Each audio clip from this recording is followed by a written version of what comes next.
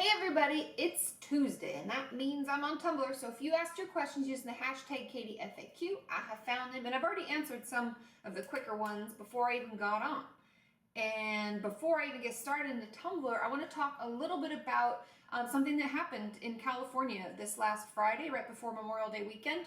There was a shooting, and I'm sure many of you have heard about it, but I just wanted to address it since mental health issues have been brought up during this time. And if any of you haven't heard about it, you can Google the Santa Barbara shooting. But roughly what happened is there's a 22-year-old guy named Elliot Rodger, and he planned and prepared and shot and killed 6 people, injured 13 people, and then they say that they suspect he killed himself. So I have some notes here and things that I want to make sure I address. And in the main thing I want to talk about is the fact that they brought into question, and not even into question, but they brought it into the details of the story that he has Asperger's. And I want to make sure that we in no way think that Asperger's directly correlates with violence and homicidal urges. Those are not the same thing. And I know that oftentimes in the media things get spun up and spit out and they make it sound like the two are related, and they're not. So that's my first point.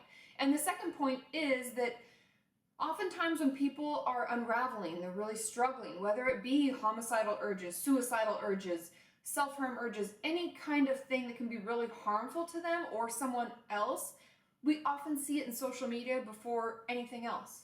And even if we don't know what the person looks like or their name, we know what they sound like on a regular basis. And if you notice something, say something.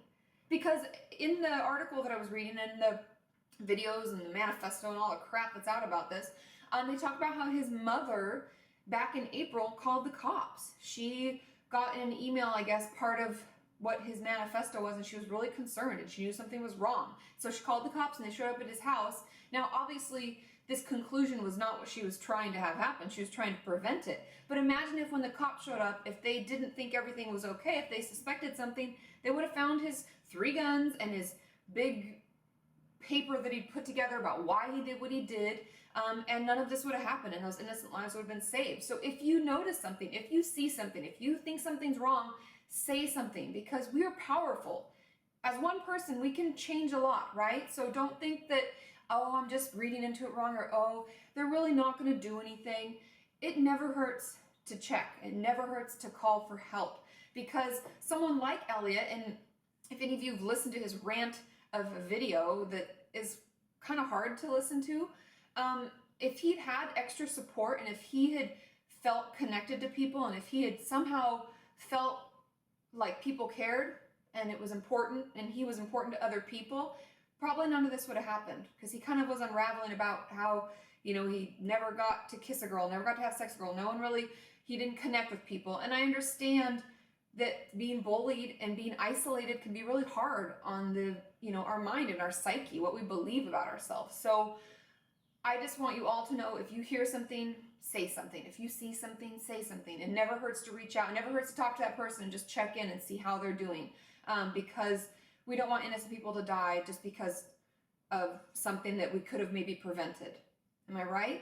So I guess those are my thoughts on it. And I know it's a really terrible, devastating event that occurred, and my condolences to anybody who was ever touched by this, by anybody, if it's a friend or a family member. If you know of someone who was hurt and killed in this incident, I'm very sorry for your loss. I'm sorry that we had to go through this.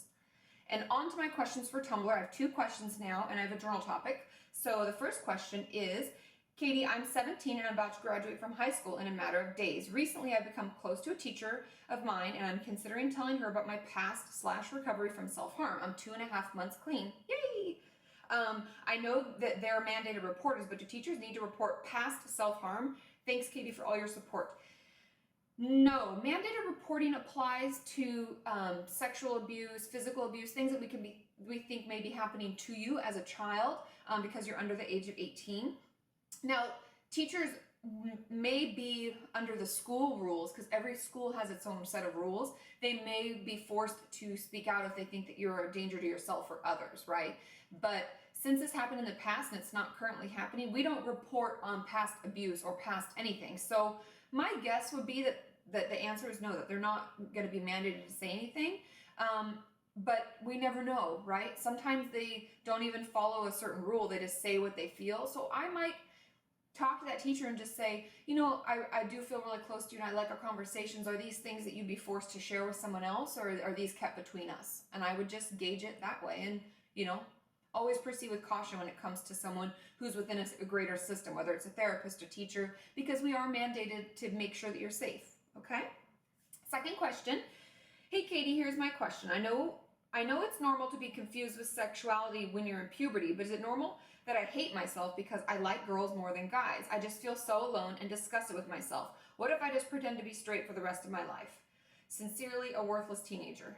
First of all, you're not a worthless teenager. And yes, it is very normal for any of you who are a teenager and struggling with your sexuality and trying to figure out who you are and what's okay and who you like to date and what you don't like and all that stuff. That's a normal period of our lives where we try to go through what I call like a self-discovery period, right? We're trying to figure out what's okay for us.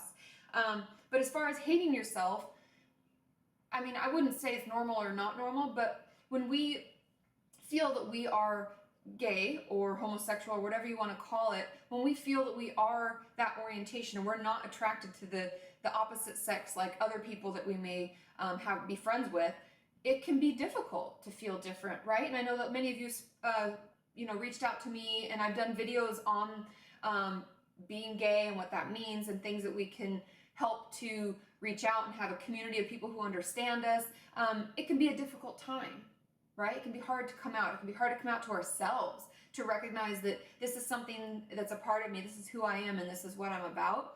So I would encourage you to find a therapist in your area who deals with the LGBT community and is really entrenched in it and can offer you groups and support that maybe other therapists or other people won't be able to. And that can help you get a better grasp on who you are, what you want, what's good for you, and get entrenched in a community that can really be supportive to your choices, okay? Now, the journal topic today was someone who sent it to me on Twitter, and I have a couple others that I know were sent to me today on Tumblr, and I've saved them, and I'll use them. But the quote today is, sadness and pain are temporary, like everything in life. But if we hold on long enough, something new will replace it.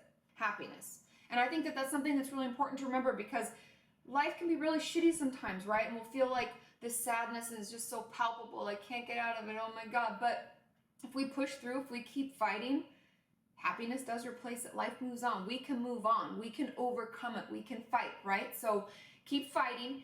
Keep working together towards a healthy mind and a healthy body. And I'll see you all tomorrow. It's Wednesday. I'll be on the website and I'll be on YouTube. So ask your questions below this video or on the website, and I will see you then. Bye.